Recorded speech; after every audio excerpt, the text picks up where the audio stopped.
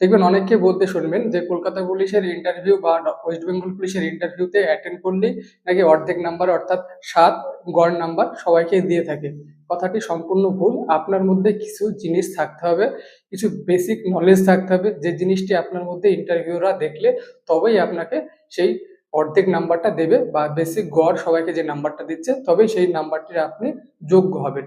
কি জিনিস বা কোন বিষয়বস্তুগুলি আপনার মধ্যে থাকতে হবে সেই বিষয়ে আপনার সাথে আলোচনা করব আজকে, এবং তার সঙ্গে আলোচনা করব কোন বেসিক এবং কোন ডিপার্টমেন্টাল এবং কোন সাবজেক্ট ওয়াইজ এবং কি কনফিউজড বেস কোশ্চেন আপনাদের করা হয়ে থাকে এই ওয়েস্ট বেঙ্গল পুলিশে, তার সমস্ত আলোচনা আজকের এই ভিডিওতে থাকবে।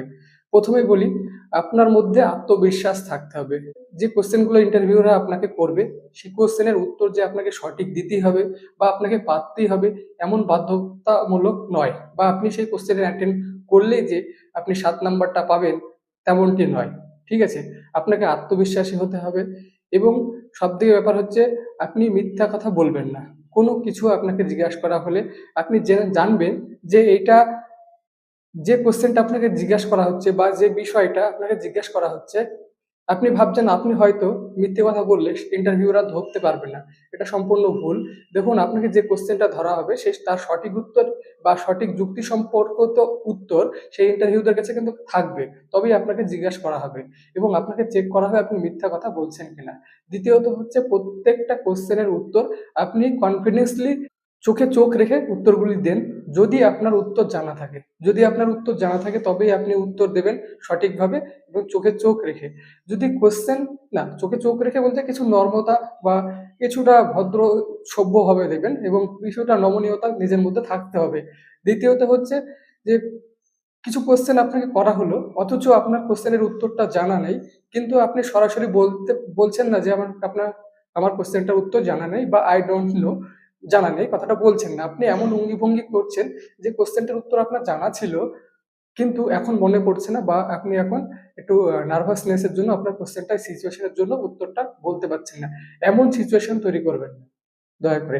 এই ধরনের সিচুয়েশন তৈরি করলে ইন্টারভিউরা এই বিষয়টিকে খুব খারাপ চোখে দেখে, এবং আপনার যদি জানা না থাকে সরাসরি বলতে শিখুন আই ডোন্ট নো।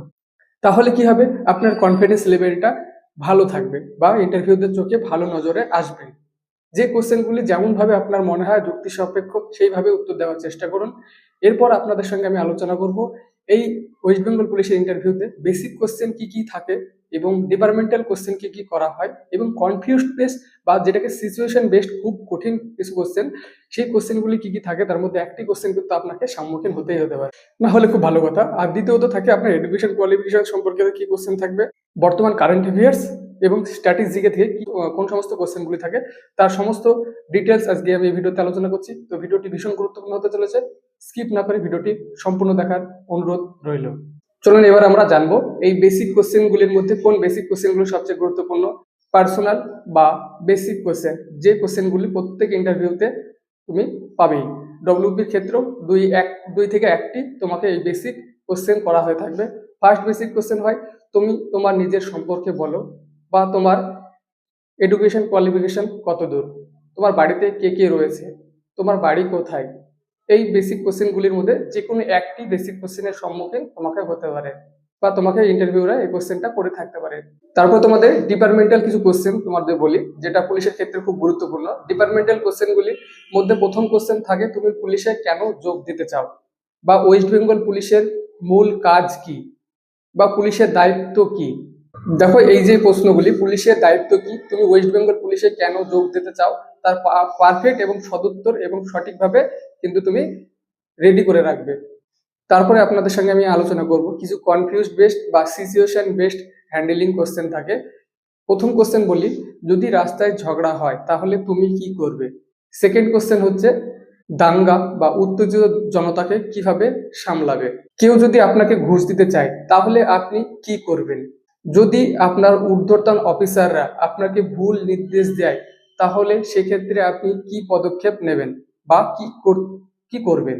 এরপরে বর্তমান কারেন্ট অ্যাফেয়ার্স এবং কিছু স্ট্র্যাটেজিকে জিজ্ঞেস করা হয়ে থাকে। তো কারেন্ট অ্যাফেয়ার্স অনুযায়ী বর্তমানে রাষ্ট্রপতি, বিভিন্ন রাজ্যের রাজধানী, বিভিন্ন রাজ্যের নদীর নাম, ঠিক আছে, বিভিন্ন রাজ্যের নদীর উৎসগুলি, বিভিন্ন বিভিন্ন বর্তমান শিক্ষামন্ত্রী বলো, সেটা অর্থমন্ত্রী বলো, বিভিন্ন মন্ত্রীর নামগুলো মনে রাখবে এবং কারেন্ট অ্যাফেয়ার্সের বিশেষ ঘটনা, আবার এরকম জিজ্ঞেস করা হয়ে থাকে অনেক সময় ওয়েস্ট বেঙ্গলের সবচেয়ে বড় উৎসব কি, এই সম্পর্কিত স্ট্র্যাটেজি এগুলো পড়ে রাখবে।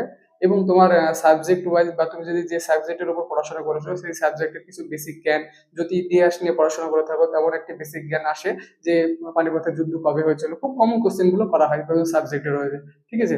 আবার ওয়েস্ট বেঙ্গল পুলিশের বিভিন্ন পদগুলির ফুল ফর্ম জিজ্ঞেস করা হয়, বা তোমার রাজ্যের বর্তমান ওয়েস্ট বেঙ্গল পুলিশের ডিজিপি কে, বা তুমি যে যে ডিস্ট্রিক্টে বাস করো সেই ডিস্ট্রিক্টের বিভিন্ন পদের কর্মরত অফিসারদের নাম জিজ্ঞেস করা হয়, ঠিক আছে। সে এসপি হতে পারে, ডিএসপি হতে পারে, ঠিক আছে। তোমার যে থানার আন্ডারগত তুমি বসবাস করো সেই সম্পর্কিত জ্ঞান বা নলেজ তোমার মধ্যে থাকতে হবে। তো বন্ধুরা, এই ধরনের প্রশ্নগুলি ওয়েস্ট বেঙ্গল পুলিশের ইন্টারভিউতে করা হয়ে থাকে। তো আমি এই সমস্ত প্রশ্নগুলি বিগত বছরে যারা ইন্টারভিউ দিয়েছে বা সিলেক্ট হয়ে গেছে সেই সমস্ত ক্যান্ডিডেটের কাছ থেকে এই কোশ্চেনগুলো জোগাড় করে আমি তোমাদের সঙ্গে শেয়ার করলাম। ভিডিওটি সম্পূর্ণ এডুকেশন এবং নলেজ পারপাস, এবং এই কোশ্চেনগুলি তোমরা রেডি করবে। যদি কোনো কোশ্চেনের সদুত্তর তোমার কাছে না থাকে বা কোশ্চেনগুলি কনফিউজড মনে হয়, সঠিক উত্তর না পারো, তাহলে অবশ্যই তুমি আমাকে কমেন্টে জানাও। আমি সেই কোশ্চেনগুলি সম্পর্কিত সদুত্তর একটি ভিডিও বানাবো। তো কমেন্টে জানাতে ভুলবে না। আর ভিডিওটি ভালো লাগলে অবশ্যই লাইক কমেন্ট শেয়ার করবে, এবং আমার চ্যানেলে যদি নতুন হয়ে থাকো, ওয়েস্ট বেঙ্গল পুলিশের পাশাপাশি এসএসসি জিডি বা গভর্নমেন্ট জিডির নোটিফিকেশনের পাশাপাশি তুমি সমস্ত ধরনের বেসরকারিত নোটিফিকেশনগুলি পাওয়ার জন্য আমার চ্যানেলটি সাবস্ক্রাইব করে আমার পাশে থাকো, এবং লাইক কমেন্ট শেয়ার করতে ভুলবে না।